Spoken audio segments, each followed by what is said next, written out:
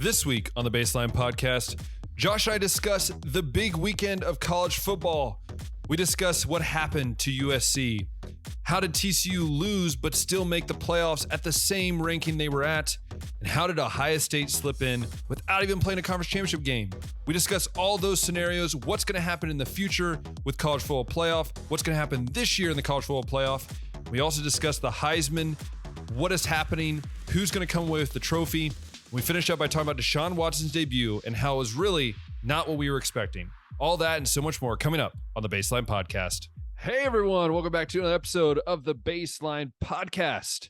I'm Ben, that's Josh, and as you can tell, I'm a little more happy this weekend. No big deal. Nothing happened crazy or anything. Just little things here and there. But, overall, had a great weekend. We got to see Deshaun Watson debut. We got to see some more of the World Cup.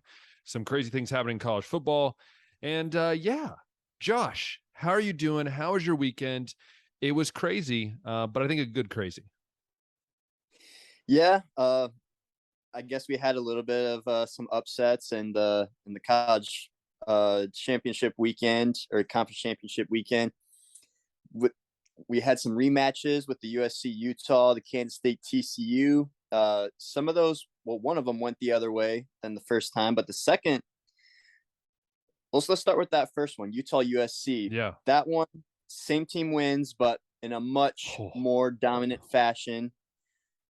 Second one, TCU Kansas State. Kansas State coming out, holding on in overtime, getting the goal line stand, which was a dumb play call, by the way. I just want to first say, dumbest call. The dumbest call. Yeah.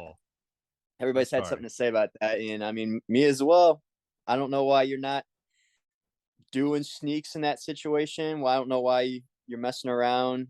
I don't know why you're even in regulation, dude. TCU, I think with 40 seconds left, just took a knee to send it to overtime with that. And I was like, you got 2 timeouts, 80 yards of field with Max Duggan, Heisman hopeful. Why aren't you at least trying to make a play here? And I'm sure they answered they were being safe. They didn't want to throw like a pick six on like a failed Hail Mary attempt and put themselves in a position where they could lose in regulation. But it's like, this is a conference championship weekend, man. You got to do everything you can to win that. But I mean, all the other Power 5 conference championships pretty much went as we expected. Michigan dominant fashion, Georgia won dominant fashion. Clemson, though, Clemson's victory, man, I was shocked to see the final score, and maybe Cade Klubnik had a little bit to do with that, but good for Clemson, finishing on a high note, I guess. And also shout out to South Carolina, I guess, for being that spoiler a couple weeks ago to make the playoff field come out, I guess, as we would have hoped and expected. Nothing crazy in the selection with the committee. I know there was Nick Saban coming on at halftime of the Big Ten championship to plead his case. There was, a lot of people in the media thought, too, that Alabama should have had a case because of how close their losses were. But at the same time, no notable wins. No dominant barely wins. Beat Texas. It goes both ways. Yeah, and exactly. And I'll be honest, Josh, as an Ohio State fan, I am loving this villain mentality that Ohio State's going to have during this whole playoff. Everyone's saying Ohio State doesn't belong. And, you know how I was, Josh. You know how I was last week. I was very still bummed. I was trying to look at the bright side, trying to look ahead. What does it happen with Ryan Day? And let's be honest, we both kind of said even though our predictions were different, we both kind of said we think all 4 teams will win. And I'll be honest, USC showed me one thing. You can have the best offense and the quickest offense and a Heisman hopeful quarterback, but if you don't have a defense, you are not winning many big games in the postseason. I'll be honest with you. I've said it since day one about Utah. Utah is more of a Big Ten team than a Pac-12 team. And we saw it there. We saw Caleb Williams. Yeah, he was limping, whatever. But let's be honest, the Utah finger offense, injury too, on the pinky. Yeah, the Utah offense was playing well. Their defense was playing well, and I think what that showed there is that I think USC is a year ahead of schedule. I think USC is going to be very, very good next year, and I think they're a year ahead of schedule. I mean, kind of LSU the same way. You're a year ahead of schedule. You're way above where you should be. And I give credit to Utah. Utah twice now this year have said, USC, we have your number. And they're headed to the Rose Bowl playing Penn State. And so I'm excited to watch this Utah team play as well. But I will say about this whole TCU game, Duggan basically said, look, if your guys aren't going to win this, I'm going to at least try to do everything I can He to did hype up and what a tough my own kid. Heisman, hype up my own Heisman campaign, right? And ran the ball really well. His ball is interesting. Sometimes he throws really beautiful balls, and the next time I'm like, dude, where are you? What? Like the interception, I was like, dude, where are you throwing that? And I know he had pressure, but it's like, dude, chuck it out of the back of the end zone if you don't think you're going to make it there.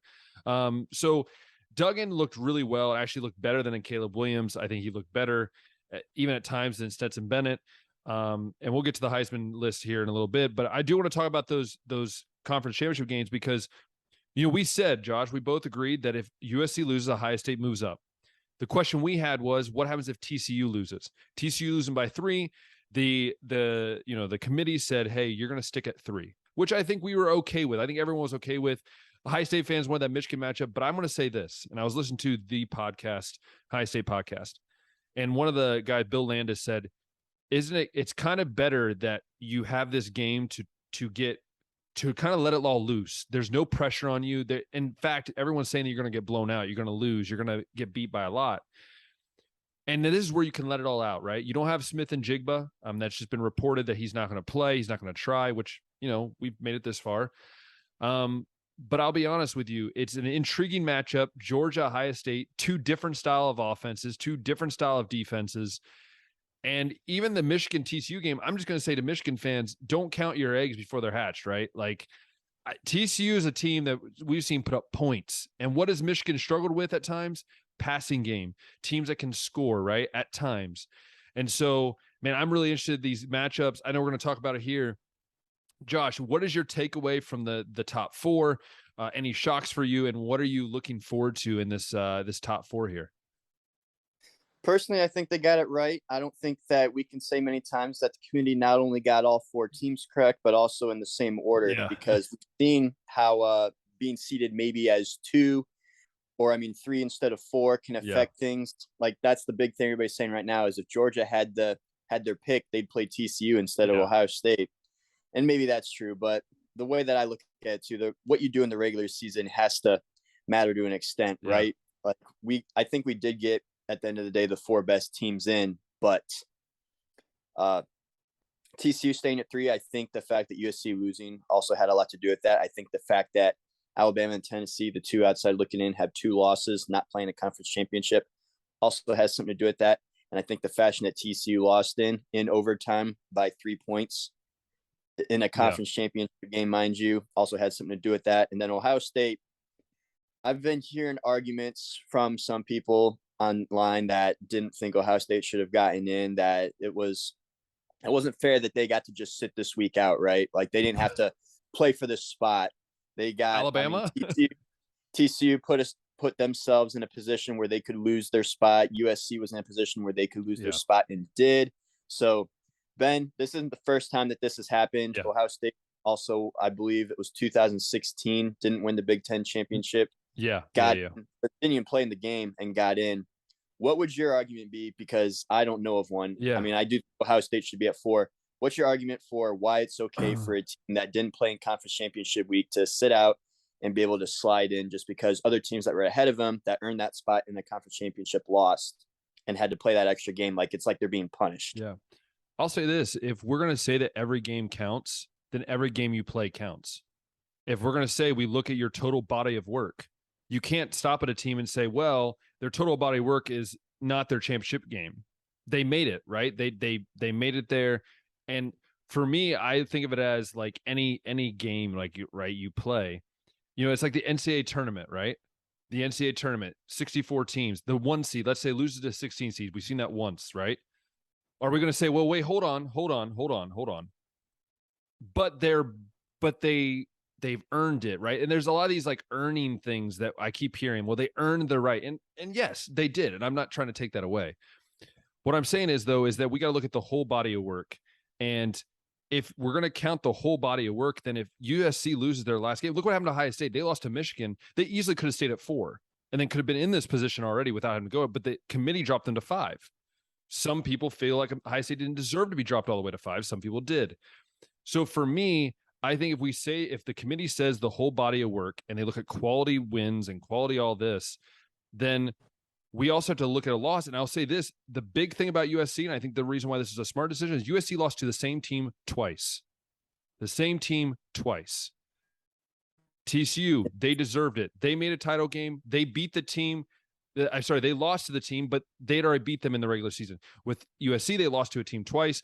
Yes, Ohio State didn't play for a conference title game, but neither did Alabama. I believe Alabama a few years ago as well. And I believe, is that when they won the national title? I can't remember. Alabama's gotten in without playing the SEC championship. Yeah, and so what I'm saying is that it seems like for some reason we're hearing it more now that it's not an SEC team getting, because if it would have been Alabama and this, let's say the records were switched and Alabama would be in there, we'd have no arguments really from anybody.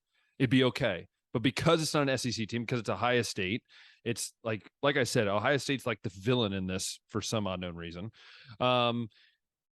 That's my best argument. Like, I can't give you like a data line point blank argument. Like, this is why, because we haven't seen USC versus Ohio State match up. We can't say who would be better in fitting that spot, or TCU and Ohio State.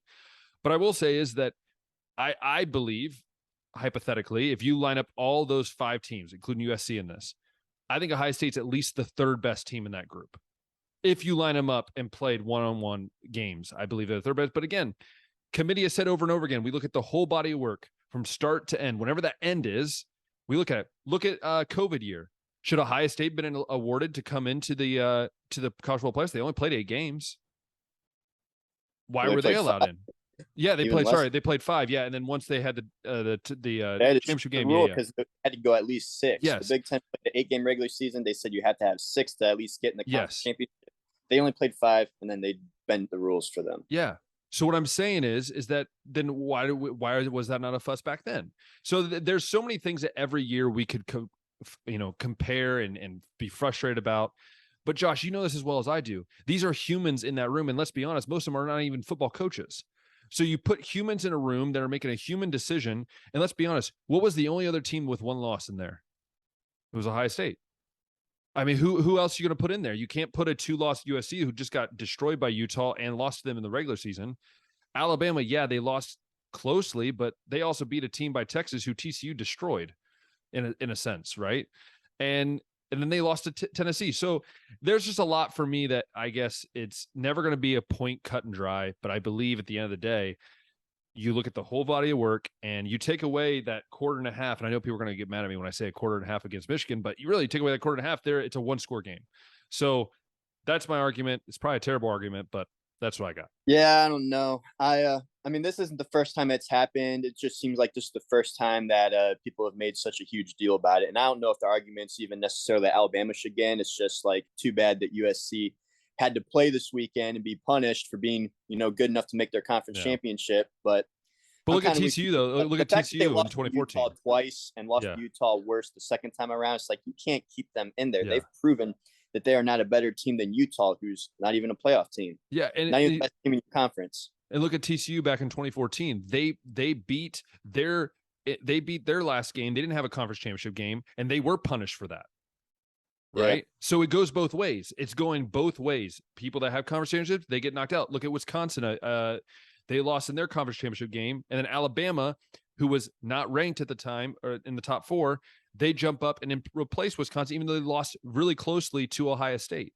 So that's where this whole it's weird. I think again, it's because it's an SEC school. I think that's my gut. Is there's just a lot of SEC talk. Everybody's been talking about the Alabama losses, how they were both on the road to Tennessee and LSU, and they both were within. LSU lost to Texas A&M.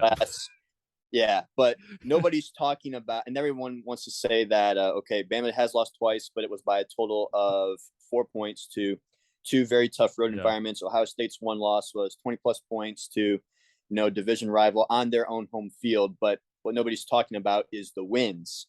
And Ohio State, I think, was the only team in the country that won every single one of their games by double digit. Alabama's only ranked win that they have to brag about was at Texas, who has 4 losses, and it was by 1 point against the Hudson Card-led Texas team, mind you. So it's like Alabama didn't really take advantage of the opportunities that they had to beat those good teams. And LSU right now with 4 losses, that loss isn't looking like all that respectable right now either, as we continue to go on and on. So I will say, I think they got the 4 right. Yeah. And I'm in favor of TCU holding the line at 3 for finishing the regular season undefeated, for losing a conference championship game that close and just letting Ohio State be at 4.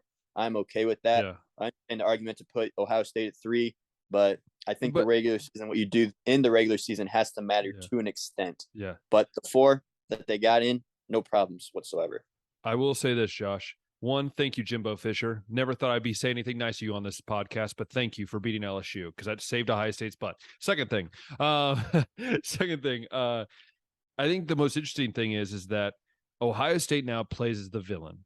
No one wants them in there. No one thinks they're going to probably win. And let's be honest, no one really cares if Ohio State's in there or not. But I will say this might be in benefit to CJ Stroud, to Ryan Day, to this coaching staff that's now looking like, look, hey guys, everyone thinks we're going to get beat. We're the underdogs. And by the way, I saw a stat that when Ohio State's an underdog in these bigger games, they've lost once. So just imagine when this Ohio State team is fully clicking, they're going to be fully healthy. Outside of Smith and Jigba, they're going to have Travion Henderson might be a little bit shaky, but you're going to have Mayan Williams back. You're going to have Matt Jones back at guard. You're going to have some defensive guys healthy. Cornerbacks are going to be healthy. Linebackers. This Ohio State team, and Joel Klatt said it best. If you don't know, go check it out on Fox on Joel Klatt show. He said that Georgia is probably more upset that TCU is not at 4 and that Ohio State's not at 3, because if you're Georgia, the team that you probably would want to face more would be TCU or even Michigan, because Michigan's very similar to your game plan, whereas Ohio State, what does Ohio State do? They throw the ball deep. What did they struggle against LSU, against a backup quarterback? Against the pass, they gave up 500 yards passing, which is mind-boggling that a Georgia defense would struggle that much. But I think it's going to be an interesting matchup. And I know as we get closer, Josh and I will give our picks, we'll give our takes. But as of right now, Josh, out of these matchups, let's just say way too early prediction. Out of these two matchups, what do you see happening and who do you see coming out and going to the national title? Let's start with the Georgia-Ohio State. Like off the top of my head, what I guess is similar to that LSU game. So Ohio State can throw the pass, right? But the other thing that people aren't really talking about is that Georgia had Jalen Carter sitting out and a couple of the other defenders once the game was all sealed up. And a lot of those yards that LSU was getting were in garbage time. So I don't really factor that in too much. Plus the fact that LSU totally abandoned their run game, only rushed, I think, 47 yards in that. Pretty much set LSU up to have to pass every single time. And what's Ohio State struggled to do? Run the football right now. What is going to work out for Ohio State in this case, though, is the fact that CJ, who really hasn't shown much toughness in these cold weather environments, is going to get to play in a dome. So they got that working for them. But I'm also going to be looking at the way that Georgia's defense played Tennessee with a healthy Hendon Hooker, because I think those two passing games are very similar. And Georgia, credit, it was on their own home field, held Tennessee to just 13 points in that one. I think Georgia's defense can rise to the occasion in this case. Ohio State, we're going to see, I guess, how much they can recover, because they're licking their wounds right now. They're coming off the lows of losing to Michigan back-to-back seasons, especially on their home field by 20 points or by over 20 points both times. We're going to see, I guess, how resilient they are, how much they can bounce back Ryan from his mistakes, right? And who's calling plays? Yeah, who is going to be calling plays in this one? Because that's another thing to talk about. Kevin Wilson is right now, So does that mean a promotion for Brian Hartline, or I don't know? I mean, what I'm hearing right now is that I think Kevin Wilson's going to stay throughout the playoff. Is what I'm hearing right now. He's going to stay throughout the playoff, and kind of like what Tom Herman did with Ohio State.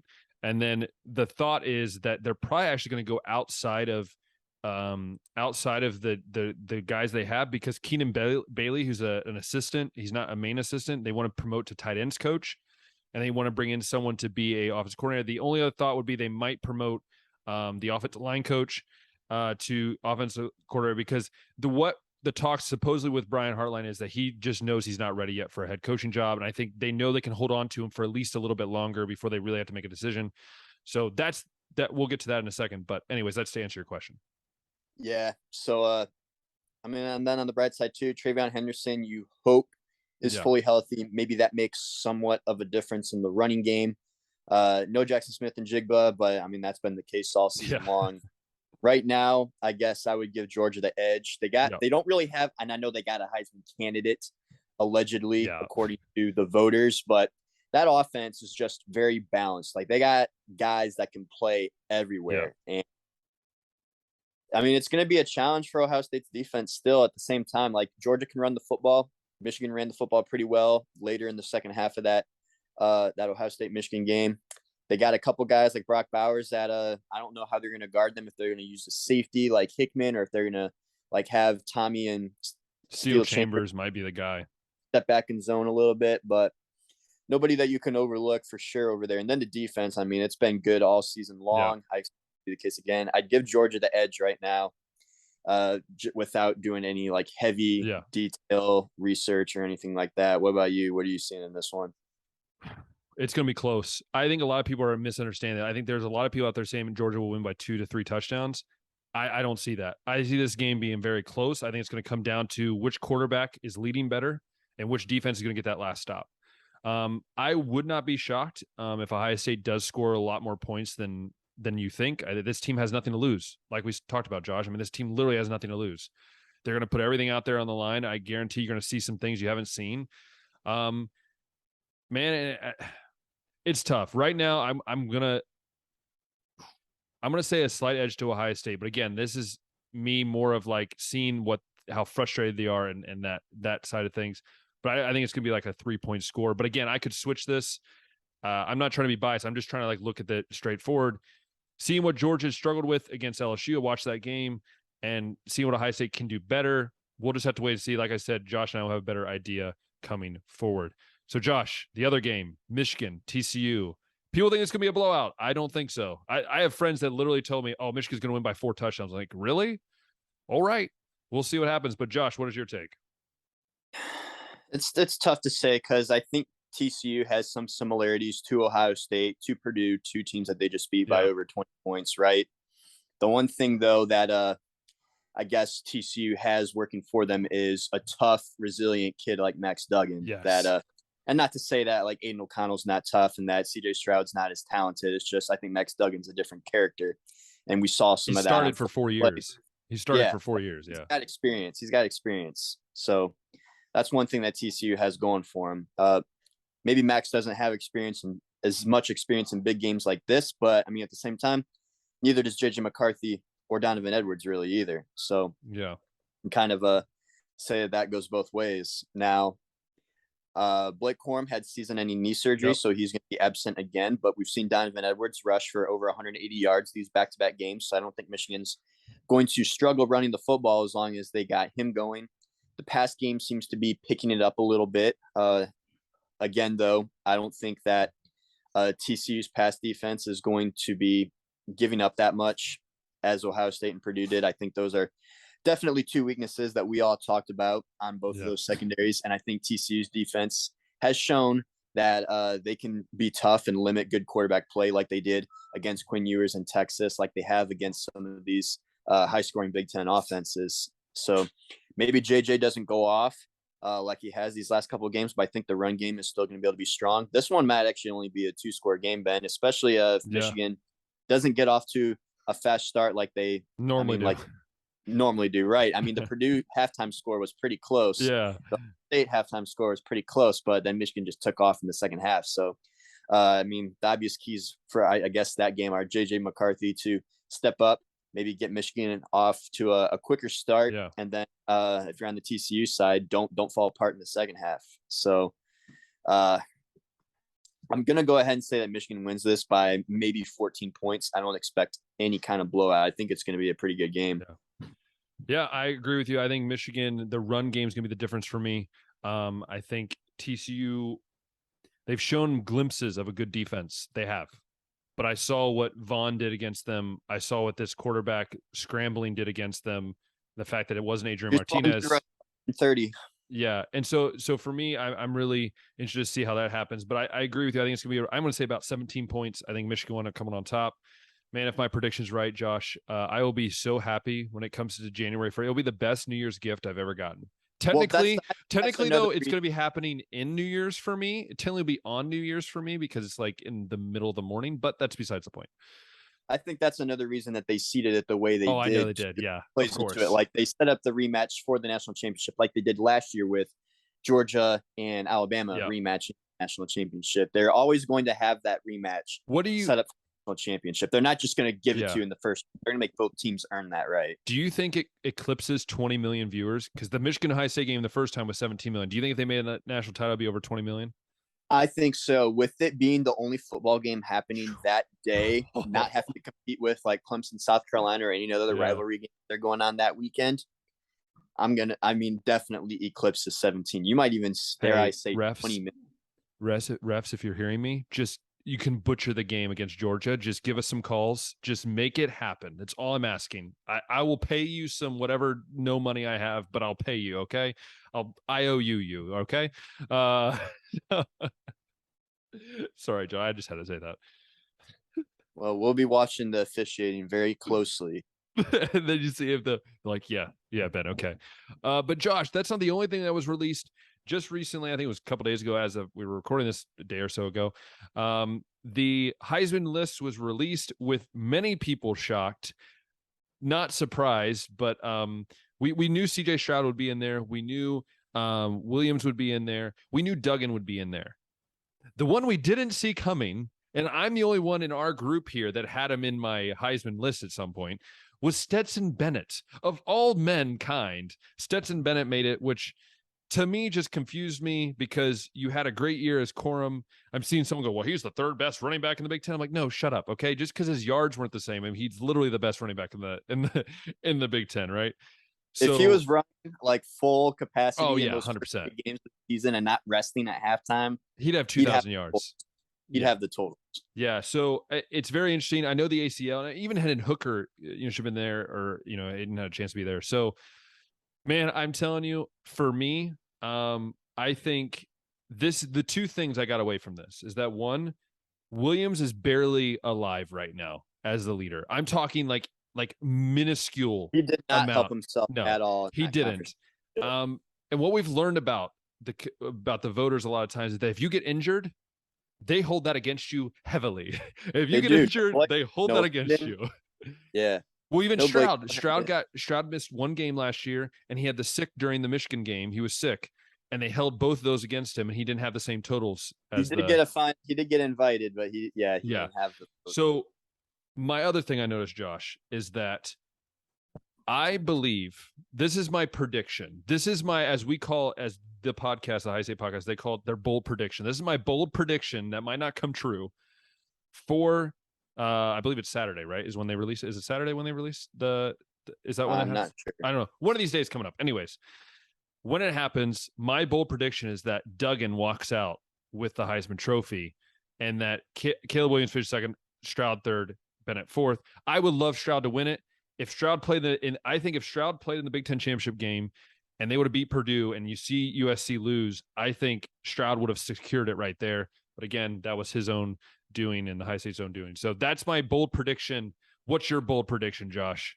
Man, I don't really have anything bold. It's like, Stetson Bennett is clearly here just because he's the quarterback of the best team. Yeah. Right? There's absolutely no other reason. Nobody thinks he's a top 4 player in the country. Nobody thinks he's a top 4 player in the SEC, and nobody thinks he's a top 4 player on Georgia's offense even. Like, he's here because of the position and the team he's on, period. Now, that's not to say that he's terrible and has had a horrible season. Like, you can look at all of his totals. They line up, respectfully, right? But would I rather have Stetson Bennett or Brock Bowers on my team? Give me Brock Bowers. Would I rather have Kenny McIntosh on my team or Stetson Bennett? Give me Kenny. Would I rather have Jalen Carter? You bet. Also, by the way, he was not in any of the quarterback awards either, or the player of the year awards either, which that makes it that much weirder for me. Yeah. How he wasn't even in those. Outstanding player in college football and not even like the best of your position. Exactly. Right? Now we do know that sometimes when they do the Heisman, they give the Maxwell and the quarterback to another guy, depending on the year. It just is weird like that. But heck, I would have rather seen Marvin Harrison Jr. in that and like giving him a chance. Honestly, dude, with the way that all the offensive guys just kind of knocked themselves out, like with the injuries and Drake May falling off and Bo Nix with the injuries, it was like if there was one dominant defensive player they could have gotten the invite and maybe even won it this year. Like, it was Yeah. set up perfectly. Like, what kind of a case are we, I guess, arguing for with Max Duggan and Caleb Williams and CJ Stroud, right? Like, they're all pretty even at this point. Yeah. So it's like, No. what this also has me wondering, Ben, because sometimes these voters turn in their ballots ahead of time. Yeah. So it's like, depending on when everyone submitted their votes, Caleb Williams might have a lead. Or the fact that Stetson Bennett even got an invite to begin with has me wondering how many people have been voting for this guy, and could he just sneak in because no one else had like any kind of clear lead, right? Like, I mean, we've seen AJ McCarron get an invite like by default and not win it. So I mean, it's not a surprise, I guess, that Stetson is invited. We saw Justin Fields in I don't think he'll even do that. Yeah. I'll say this, though. This is why I believe the Heisman Trophy should be awarded after the national title game. I have always said that you should wait for it to play out, because I think, let's say Ohio, let's just talk about this here for a second. Imagine Ohio State goes out and wins it all.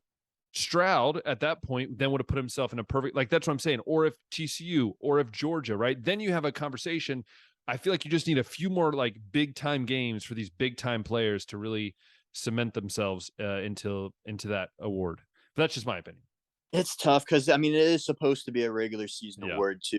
You shouldn't be factoring in the bowl games and like holding the fact that maybe one guy, his team wasn't good enough to make the playoff, hold that against him and he misses out opportunities. Yeah. But I don't really have any bold take. I think that they're going to go ahead and give it to Caleb anyway. Which would break a tie, by the way. Which would break a tie with Notre Dame and Ohio State for the most Heisman trophies ever, by the way. Fun fact. Yeah, I think that Caleb at least had the lead last week, and maybe a lot of people voted for him a little bit early. And then we're going to see him, I guess, having the trophy at the end. But I'm rooting for Max to win it. Me too. I'm sort of now rooting. I know CJ probably won't win it, so I'm like, you know what, Max? If it's not CJ, I don't want it to be Caleb. You need CJ at this point to not win it, so he has that chip on his shoulder going into the playoffs. Yes, exactly.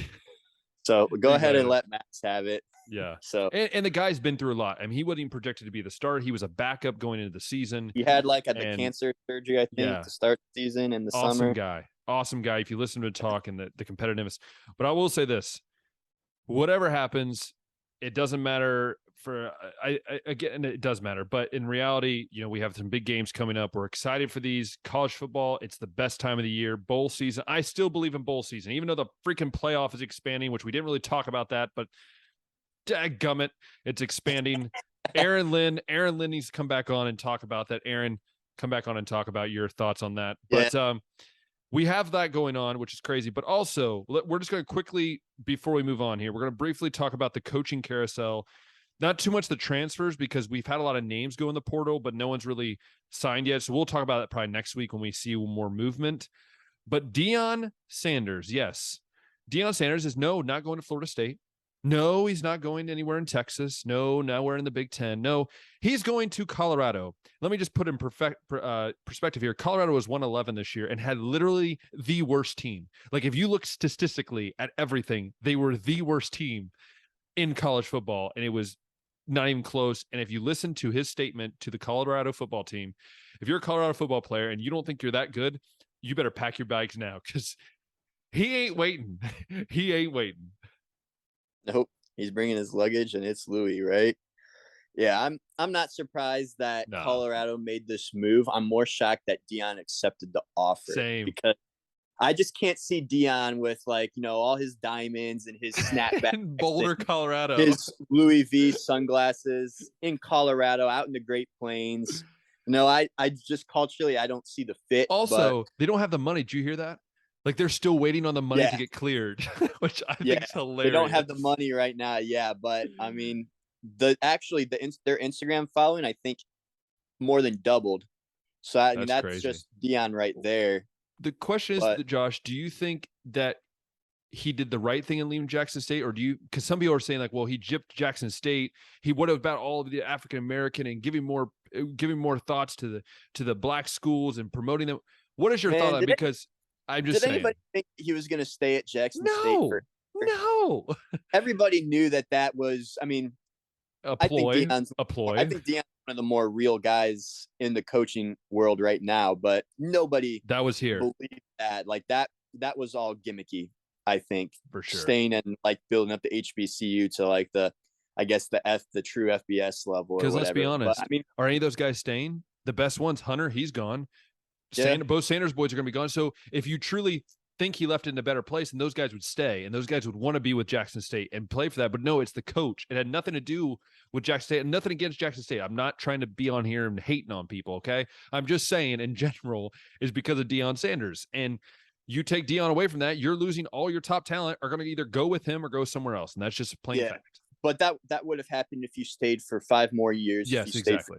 It's like as soon as he left, like that would have been the end of Jackson State. So it's like he gave that program a lot. He coached for $300,000 a year, brought them to like undefeated status. They're playing in relevant bowl games. They're getting big time recruits like Travis Hunter over there. So it's like, I guess in a way he did everything he said he would do. It's just maybe not as long as what people would have expected, but anybody knew that he wasn't going to stay there forever. So I guess it's just the fact that Colorado, for me, is kind of like what's weird, but I don't have any doubt that he's going to bring It'll be a little bit, though. It'll be a little bit, I think. It'll take a little bit. It's not going to be an overnight rebuild like what Lincoln Riley did with USC, right? No. Like Colorado, not really. I mean, they had some football success in the 90s, but that was 30 years ago. USC still kind of had they had the once, like they had been trying to win, and then they finally got a guy that could get them to win. Colorado's going to have a little bit more work to do. I don't think Deion's going to struggle to get talent there. I think what's going to be the big key is getting good assistant coaches around you that can develop talent, because when you're down at like the FCS HBCU level, if you can just get talent, it's going to show on the field and you're going to win, regardless if it's getting developed or not. But when you're playing the Pac-12 against Oregon State, Utah, and Washington, like these schools can get kids just as good as the ones that you are bringing in. So what are you going to do, I guess, to develop them, get them NFL ready? And that's going to show up on the field because Nebraska, even like with Scott Frost, he wasn't, for a little bit there, he was getting some big 4- and 5-star recruits to come to Nebraska, but nothing was happening on the field. Like you saw losing seasons all the time. So it's like, okay, is Deion going to be able to get a good staff around him that can develop these guys? That's going to be what I'm watching for. But as far as getting like talent in the building, I don't think he's going to have any struggle with that whatsoever. He might have been tampering a little bit on that opening press conference. No one's going to call him out. Technically, saying that Shedeur is going to be his quarterback, it's like he's not even in the portal yet. So it's like that is tampering by rule. But it's Deion at the same time, so they're not going to do anything about it. And I will say that I think it's good for football to see a personality like that. I think Colorado's going to take a little bit. I'm really nervous because Brandon Inniss, who's the best best wide receiver in the class for this next year, who's committed to Ohio State right now and is actually potentially thinking about not signing early in December here because Deion Sanders has been contacting him, which makes me very nervous because no matter how much he loves Ohio State, his mom loves Ohio State, you just know that there's always that possibility with Deion. Now that he's in the big time level, Deion could come into your guy in the last minute. It could be the last second of signing. He got Travis Hunter to come to Jackson State. What can't he do, man? Exactly. He took Travis Hunter from Florida State. He could take Brandon Inniss from Ohio State. He could take Anthony Richardson. Oh, wait, no, I forgot he's going to the NFL. I'm sorry, Josh. I'm sorry. No, it's honestly, if you want to Anthony Richardson, good riddance, to be honest, because he wasn't ever going to fit in Billy Napier's offense. He wanted him to be a pro-style quarterback. Everybody at the pro level insisted he was a pro quarterback. They love the athleticism, the size, the build, and it's like, that's great, but when you rank lower in every statistical category than Will Levis, that's a problem. Like, Anthony Richardson ranks anywhere between 8th and 13th for like all the like completion percentage, yards per attempt, touchdown passes, all of that. Like it doesn't line up. He doesn't have anything that's going to work in the NFL other than maybe he has a Cam Newton body, but he doesn't have a Cam Newton arm and he doesn't have Cam Newton talent. So it's like, best of luck, man. Billy Napier didn't want to use you to the fullest extent anyway. He didn't want you to run the football anyway. So it's like, honestly, good riddance. Get out of Florida. Get a quarterback that'll run Billy's offense because I guess Billy's, not a good enough coach to make an offense work around the quarterback. So man. Now, I think Jack Miller's the only quarterback that we have right now. We keep losing all these recruits because they're doing stupid stuff. So hey, is it shocking as Florida? But no, I will say this before we get into the Luke Fickell hire real quick before then we move to the NFL. I will just say transfers become like a free agency. There was 2,000 recruits almost over 1,000 recruits in the first like 48 hours. And by the way, there was like 20 starting quarterbacks from a top tier Division I. I'm like, dude, you realize, guys, that there's not like that many open spots to go and be a starting quarterback. I just want everyone to realize it's the Wild West out there. And that's the crazy part about it. And it's nuts. But going on to Luke Fickell, what do you think about that hire? And also the fact that Cincinnati basically stole Louisville's head coach, which almost is like a weird move for Louisville head coach, but that's besides the point. Yeah, he got hired as Cincinnati's head coach. Oh, I missed that then. So I guess good for Cincinnati. Good for Ohio State. Brian Hartline staying. I guess, yeah. That's probably that wasn't Cincy's first option. They probably really wanted Brian, but I mean, Scott Satterfield did a solid job at Louisville for what it was. And I guess getting to Cincinnati could be a Big 12. Maybe not to build up. Yeah, in the Big 12, it's going to be a good enough program. Luke Fickell. Luke Fickell, dude. Yeah, I love it. I didn't think that he would go anywhere. He turned down Notre Dame, turned down Michigan State. Looked like he was fine with building Cincinnati up. Loved the state of Ohio. Big family guy, so I knew that staying in Ohio was like something that was important to him too. And it really looked like to me that he was just going to stay until the Ohio State job opened up. But Wisconsin must have made an offer that he couldn't refuse. And I mean, Wisconsin's culture. I think it's a great cultural fit with the way that Luke Fickell, I guess, calls games and the teams that he likes to build. They like to play defense. Fickell's a defensive guy. They like to play tough football. They got, he's gotten kids like Desmond Ridder in there, tough, good leader.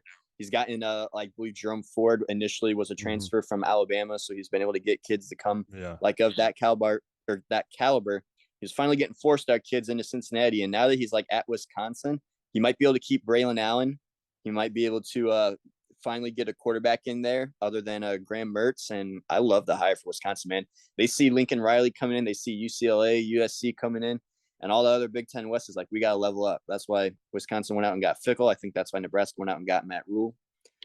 The Big Ten is building itself up nicely. Well, even Jim Leonard, we thought he was going to be the head coach of Wisconsin. You know what he decided to do? He's staying with Luke Fickell. That shows you, one, I think Jim Leonard realized he wasn't ready. And I think he realizes that, hey, this is Luke Fickell is going to come in here and try to win. And Jim Leonard, and as your Luke Fickell, like keep a guy that's been in the building, knows these guys. You keep Jim Leonard there. And as an Ohio State fan, it's going to be frustrating seeing him on the other sidelines once a year, right? Or whenever we play Wisconsin. But I think at the end of the day, it's a great hire. And I think Luke Fickell, I've always been high on Luke Fickell. People always like, well, at Ohio State, he was 5-7. I'm like, dude, he had no roster. He literally had nothing. He had nothing to work with. Freshman. Nothing. Yeah. So anyways, it's a great hire. And again, college football is so fun because you see all these cool things. You see these coaches who maybe you watch growing up, and they work from assistant coach, head coach, and then they go to these big time programs.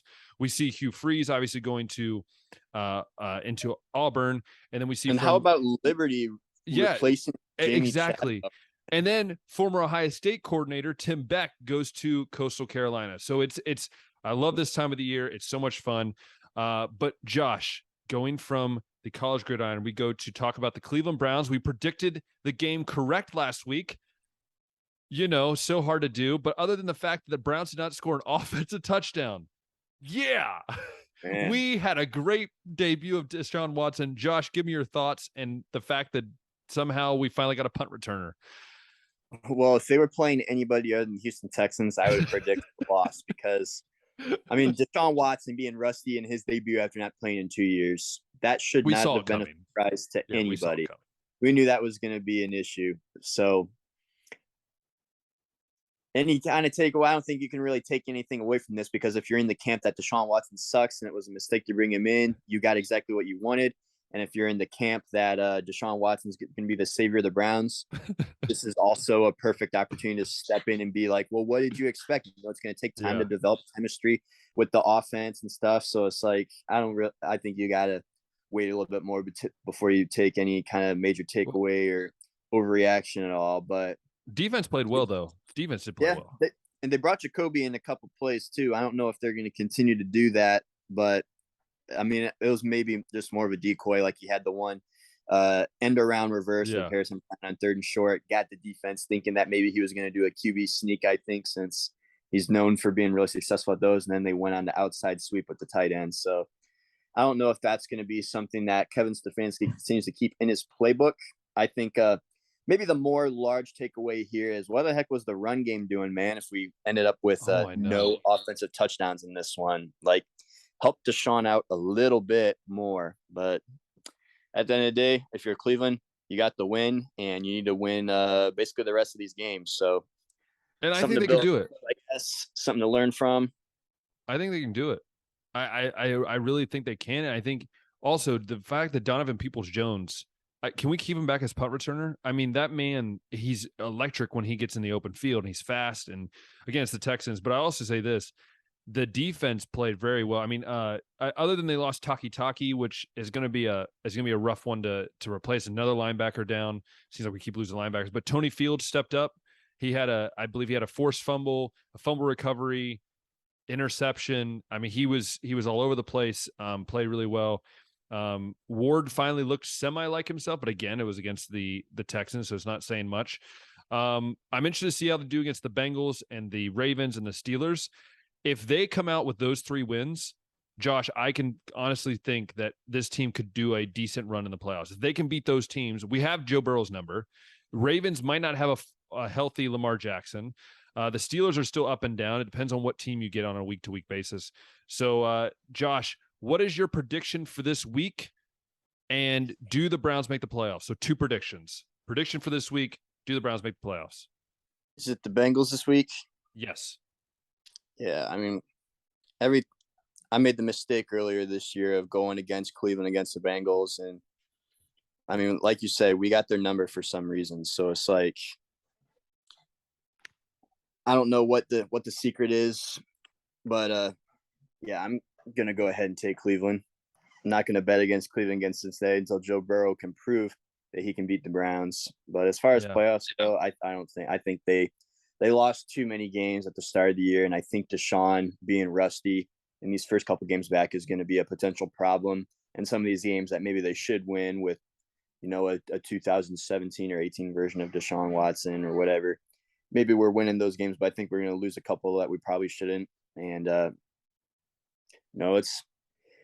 is what it is, man. We've started off too slow this year, and it's a competitive division. But I guess you can just figure out what you got with Deshaun, and then go into next year, I guess, with a clean slate and start all over. But I'll say the win over Cincinnati, yes, but I'm not going to say any Cleveland Browns to the playoffs. Well, I'm 8-4, and you are 3 games behind, so you are 5-7 at this point. So we could go different here, but no, I'm not. I can't go against the Browns versus the Bengals until, like you said, Joe Burrow decides to beat the Browns. So I'm going to go Browns win this game. I'm going to go 28-21. I think the Browns will score some touchdowns, probably Nick Chubb, knowing how it works. I think the defense will get a couple big stops. And then to make the playoffs, I'm agreeing with you. I think it's going to be too little too late. I think they're going to end up being like 9-8 or 8-9, something like that is what I think their final tally is going to be. And I think they're going to wait for next year, and hopefully not a lot of guys leaving free agency. So be interested to see what we have for the Browns. Josh, I guess we could talk about Baker Mayfield and the fact that he's now a free agent and how Ben was right and Josh was wrong. No, I'm just kidding. I'm just giving you a hard time because you were so up on that Baker Mayfield train, and now he is just fell off the tracks. I can't believe it's fallen off that bad. Yeah. Really? No, I'm dead serious, dude. Dead serious. Did not think that he would be this bad. And it just shows you maybe how good Stefanski's is at like creating an offense around a quarterback. Like, let's be honest. If it was that fluid too. Yeah, he tried. I mean, he tried the 1 year in 2020, I guess, and then he didn't even care in 2021, I guess. So, oh boy, here we go. It's one of those. Well, one of those two. Man. Hey, Baker with an injured shoulder too, but maybe it was a little bit of both. We'll see. They're saying he's going to go to the 49ers. Garoppolo's hurt. I don't know if he would really make it there. If he can't make it to Carolina Panthers, then I don't know who he's going to make it on. But I will say we will have, by the way, I haven't told Josh this, so Josh is learning about this right now. In January or early January or something, maybe late December, I don't know, I haven't decided yet. We'll do a pre mock draft. So we'll kind of put together our thoughts on the first round, maybe round and a half because Josh loves this because he knows he's just going to butcher his by the time April comes around. Who all is declaring first? Yeah, I know. That's what I'm saying. Like we still have to decide when we're going to do it, but Josh now knows, as you all know, that we will be doing that at some point. So we'll be doing that, and again, it will be butchered by the time April comes around, but we'll try our best. But yeah, and I think we'll finish this up by talking about the World Cup. Hopefully, I know I've had a lot of basketball fans ask me when we're going to start talking about basketball.